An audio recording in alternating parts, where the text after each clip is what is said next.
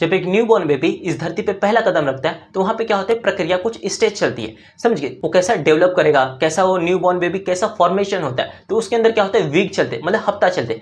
3 और 4 वीक को हम लोग बोलते हैं कंसेप्शन और इम्प्लांटेशन। उसके अंदर क्या होता है, एक जाइगोट का क्या होता है, फॉर्म हो जाता है। अब देखो, जब जाइगोट बनना रहता है उसके अंदर गैमेट की जरूरत पड़ती है। अब गैमेट की प्रक्रिया क्या होती है, उसके अंदर गैमेट 2 होते हैं, एक मेल गैमेट और फीमेल गैमेट। मेल गैमेट जो होता है उसको हम लोग स्पर्म बोलते हैं और जो फीमेल गैमेट होता है उसको हम लोग ओवम बोलते हैं। ये दोनों साथ में मिलते हैं तो एक क्या बन जाता है, जाइगोट। अब जाइगोट क्या करता है, डेवलप करता है एम्ब्रियो और वैसा डेवलप करके एक न्यू बॉर्न बेबी का फॉर्मेशन हो जाता है। न्यू बॉर्न बेबी एक बन जाता है।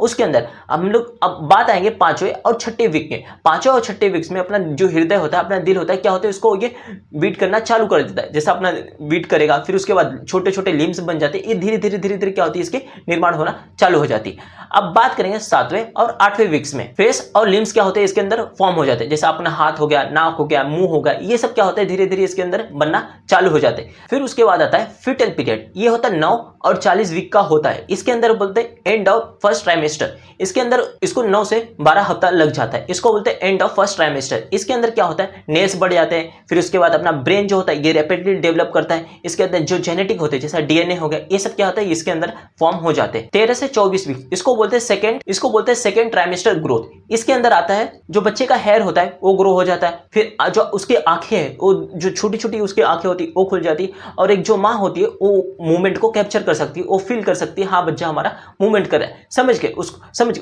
मजा नहीं आता, लेकिन वो एक मूवमेंट को क्या कर सकती है, वो महसूस कर सकती है।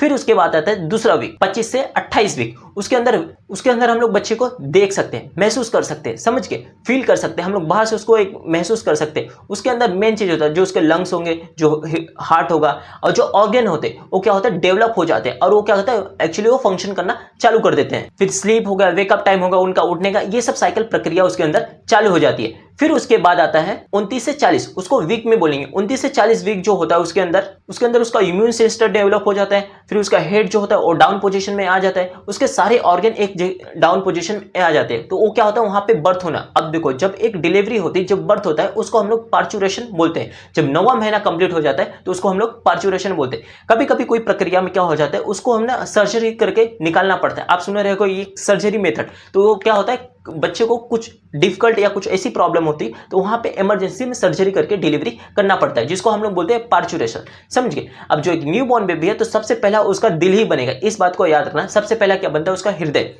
मिलते हैं हम अगले वीडियो में। जय हिंद, जय भारत, वंदे मातरम।